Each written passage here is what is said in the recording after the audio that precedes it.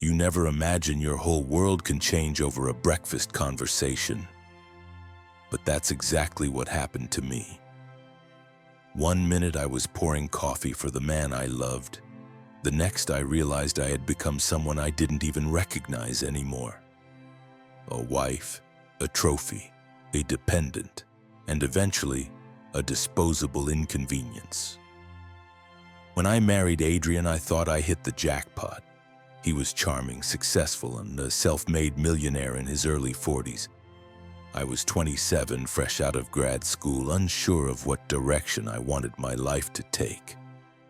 He swept in like a knight in a custom-tailored suit. Flowers, trips, dinner at rooftop restaurants where they knew his name. He made me feel chosen. I was raised modestly.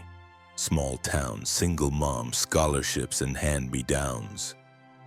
So when Adrian proposed, it felt like my life had shifted from black and white to full color.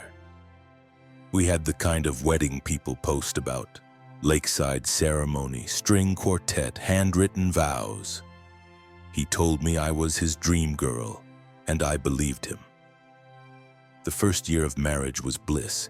He encouraged me to take time off, enjoy the good life. He said, "You've worked hard your whole life.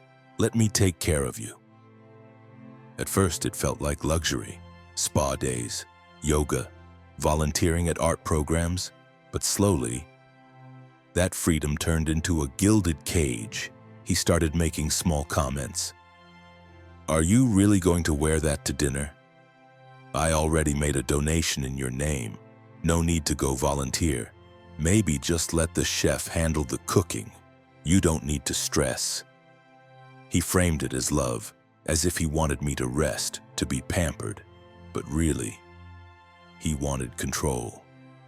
Soon I wasn't handling any bills. He gave me a monthly allowance, generous at first, but eventually conditional. That's for groceries, by the way, and try not to overspend this time. I had a credit card, but it was always flagged for fraud if I used it too often. When I offered to go back to work, Adrian smiled gently and said, "Sweetheart, what would people think if my wife was running around taking a paycheck? Don't humiliate me." I laughed with him. Until one day I wasn't laughing anymore. My friends started drifting away. Part of it was me. I didn't want to admit what was happening, but part of it was him. He didn't like when I went out without telling him. He'd question me about every detail. "How long were you gone? Why is she still single at her age? You seem distant lately. Are you hiding something?" I remember one afternoon I had lunch with a college friend, Julia. He found a photo on her Instagram. We were laughing, drinks in hand. Adrian didn't speak to me for 2 full days. And when he finally did, he said, "If I'm not enough company for you, maybe you should go live with her." I apologized. I shouldn't have seen the first rumors. It wasn't until our 3rd year of marriage that I first heard the name Melissa. I was at a charity gala, the kind Adrian loved throwing. Lots of photos, press coverage, donors. I remember standing in the restroom fixing my lipstick when 2 women walked in. They didn't see me. One of them whispered, "She has no idea, does she? Melissa's been with him since before the wedding." My hands trembled. I stepped out and the room went silent. I smiled, pretending not to hear, but inside, I broke. That night I asked Adrian, "Do you know someone named Melissa?" He didn't even flinch. "Melissa? You mean my old assistant? Why?" I shrugged. "Someone mentioned her at the gala. I didn't know you two were close." He narrowed his eyes. "That was years ago, and she's not even in the picture anymore." Then he leaned in, kissed my cheek, and said, "Careful, darling. Insecurity is never attractive." And just like that, The conversation ended. Weeks later, I found the envelope. It was tucked behind a book on his office shelf, as if he'd forgotten it was there. Inside were hotel receipts, room service orders, plane tickets, all signed under Melissa R. The dates? All during weekends, Adrian said he was at corporate retreats. My throat closed up. There was a note scribbled on one receipt. "Thank you for last night. I missed you always." I didn't cry, not then. I sat down on the floor and just stared at everything I'd given up, at the version of me I used to be, ambitious, curious, full of drive, and how she'd vanished in favor of keeping a man happy. I don't know how long I sat there, but by the time I got up, I knew something had changed inside me. I didn't confront him right away. I wanted to see how far he'd go, so I pretended for a while, played the role, smiled at the galas, posted the anniversary photos, until one morning he dropped the mask himself. We were at breakfast. His phone lit up with a message. "Miss you. Can't wait to see you tonight." And this time, I didn't look away. I said, "Should I reply for you, or will you be sending Melissa a gift too?" He froze. Then, and I'll never forget this, he looked at me, shrugged, and said, "She understands me, and I've invested a lot in her." I blinked. "You mean money?" He nodded. "Among other things, you've had a nice run, but if this is too hard for you, I can cut the allowance." That's when I snapped. "Cut the allowance?" He stood up. "You don't have a job, remember? You walk out of here, you walk out with nothing." And then he said it. "Unless you're willing to be civil. Apologize to Melissa, clear the air, make peace. Then we can move forward. Apologize to the woman my husband cheated on me with, to the woman he gaslit me about for years." That's when I realized Adrian didn't love me. He didn't even like me. He just liked what I gave him. Status, appearances, loyalty. Well, I wasn't giving him any of that anymore. Not after what I was about to do. After that breakfast, I didn't scream. I didn't throw things. I didn't cry in the bathroom like some scene out of a TV drama. I went quiet, and I watched. Because if Adrian thought I was going to walk away with nothing, he clearly forgot who he married under all that gloss he helped paint on me. I was still me, still sharp, still strategic, still someone who didn't believe in losing. I started with Melissa. Public social media, empty. Private accounts, not a trace. But she underestimated me. I remembered the hotel receipts I'd found. They listed a contact number. I called from a burner phone. The front desk said they'd call Miss R back to confirm a future booking. So I waited, then redialed. "Hi, this is Melissa." That voice, young, silky, practiced. I didn't say a word, just listened, then hung up. But now I had a lead and a number. I traced it to a condo rental. Adrian was paying for her place, of course he was. I needed help, but not just anyone. So I reached out to someone I never thought I'd call again. Claire. We'd met in college, lost touch over the years. She was now a PI, and the best part, she owed me a favor. Claire didn't ask questions, she just said, "Tell me where to look." Within 2 weeks, I had photos, videos, records. Melissa wasn't just his mistress, she was his business partner in a shell company that Adrian had quietly set up under my name. You heard me. Under my name. There were wire transfers, fake invoices, phantom employees, and they all running through accounts tied to my identity. If the IRS came knocking, it would be me holding the liability bag. Adrian had set me up as the fall person for financial fraud, and I hadn't even known. My hands shook when I read the documents.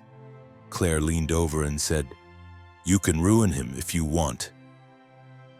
But I didn't want to ruin him. I wanted to make him suffer. And I wanted to do it slowly. So I played along. I agreed to meet Melissa. Adrian was pleased. "See? This is why I married you. You're so rational." He set up a private dinner. Neutral ground, of course. A rooftop restaurant in Midtown. Melissa walked in like she owned the place. Tall heels, slick red dress, smug smile. She sat down and said, "So, you're ready to admit your jealousy?" I smiled, sweetly. "Oh no, darling, I'm here to warn you." She blinked. "Excuse me?" I leaned forward. "I know about the fraud, the accounts, the shell company." Her lipstick faltered. I continued. "So here's what's going to happen. You're going to walk away today, quietly, or I'll have your name plastered all over the SEC filings." She laughed, nervous but trying to keep control. "He'll never believe you." I smiled wider. "He doesn't need to. I've already filed the paperwork." I didn't confront Adrian with screams. I handed him a folder. Inside was the dissolution agreement. Divorce, asset freeze, power of attorney retracted. His face twisted. "You've lost your mind," I replied. "No, I finally found it." He lunged for my phone. I let him, because it didn't matter. Claire had already submitted the IRS tip-off anonymously. The company was raided within a month. Melissa vanished. Adrian's accounts were frozen. He came crawling back. Emails, letters, calls. "You're overreacting. I did it all for us. We can fix this." My favorite was, "Let's be adults." I didn't reply, because Adrian had taught me something valuable. When someone shows you who they really are, believe them the first time. A few weeks later, I wrote myself a letter. A silly thing maybe, but it was a reminder. You were not crazy. You were trapped. You were not weak. You were lied to. And you are not broken. You are free. After the fallout, there was a strange peace. Not joy, not closure, just silence. Adrian went radio silent for 3 weeks. No messages, no late-night emails, no surprise visits, which in hindsight should have scared me. Because when men like Adrian go quiet, they're planning something. And I should have known it wouldn't end with a court order and frozen funds. Claire was the one who called me. "You need to come to the office now." I arrived to find her pacing, holding a manila envelope in one hand and a burner phone in the other. The envelope had been slid under her office door. Inside, photos of me, alone, with Lily, in our car, at the grocery store, zoomed in, tracked. A note scrawled across the top. "You ruined my life. You won't touch my daughter." At first, I thought it was about Lily, but then I remembered Adrian didn't have a daughter. He was talking about Melissa, still protecting her, still obsessed, still twisted. I filed a report, showed the photos, gave them the letter. And they told me, unless a direct threat was made, they couldn't do much. Restraining order? Maybe. But it wouldn't stop a man like Adrian, so Claire gave me another option. I have a friend who used to do cyber tracking. Think offshore, discreet. It wasn't legal, but I wasn't dealing with legal anymore. I agreed. Because when someone threatens your peace, you don't wait for paperwork, you act. Claire's contact found something big. Adrian had been using a second phone, a line registered under his secretary's name. But it was him. Definitely him. Dozens of calls to unknown numbers, burners. One of them led to a private investigator. He'd been tracking me. He was building a case, probably to claim I was unstable, maybe even dangerous.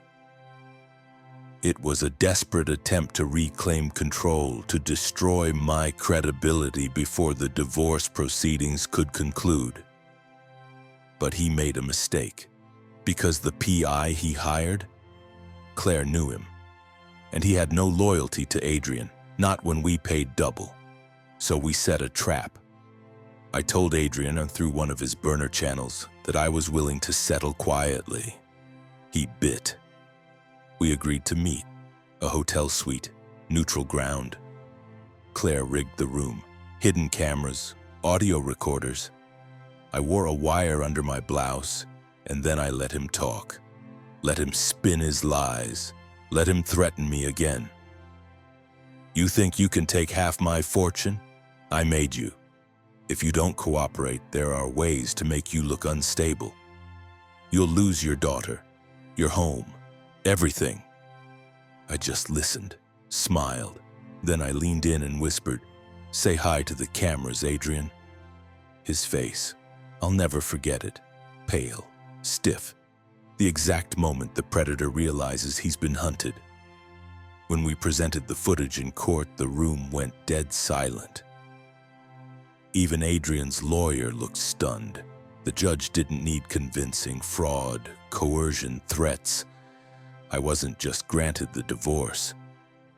I was granted a full protection order. I kept the house, the car, the trust fund, and I got an apology. Not from Adrian, no.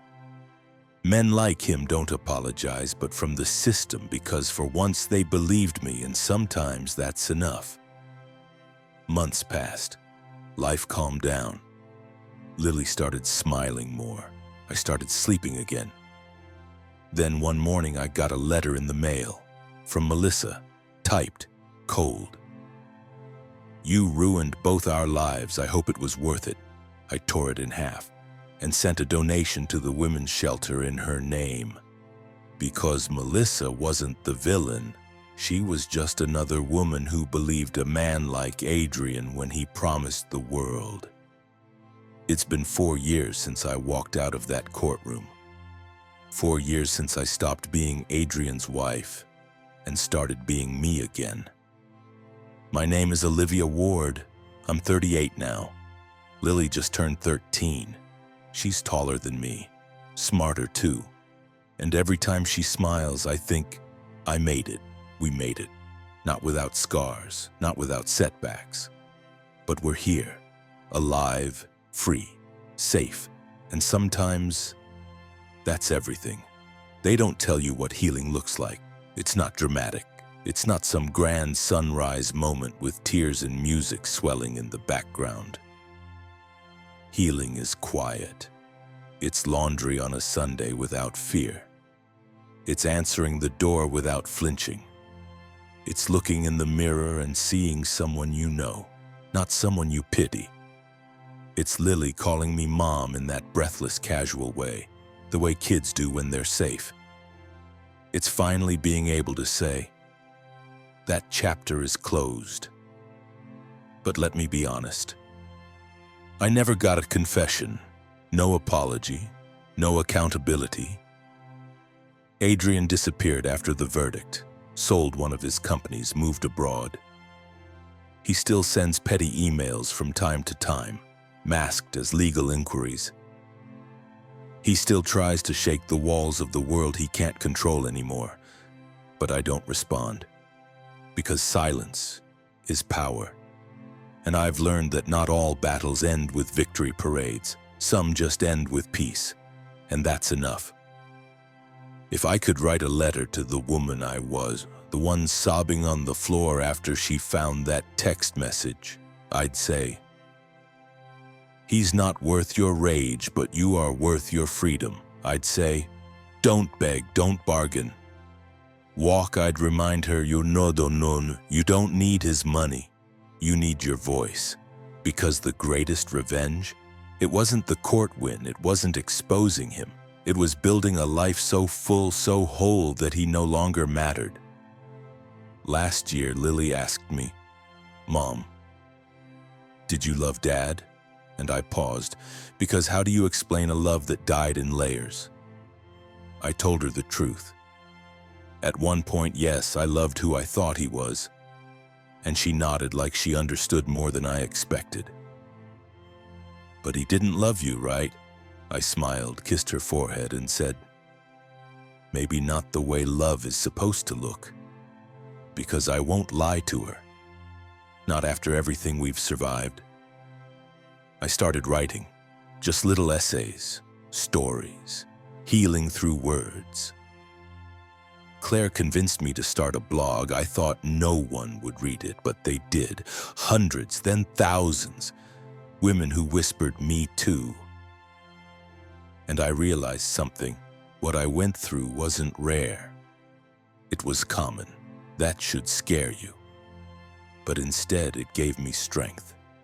Because there is power in surviving. And even more in telling.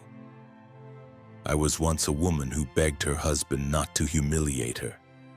Who apologized to the woman he was sleeping with, just to keep food on the table. Who believed the lie that I was nothing without him. Now, I'm Olivia Ward, mother, writer, survivor, and I've never been more whole. So if you're out there listening to this feeling trapped in someone else's shadow, here's your sign. Leave the fire. Walk through the ashes. You'll find your name again. Because I did, and it changed everything. Thank you for watching Told in Tears. If Olivia's story moved you, share it. You never know who might need to hear it. Don't forget to subscribe and watch our next story coming soon.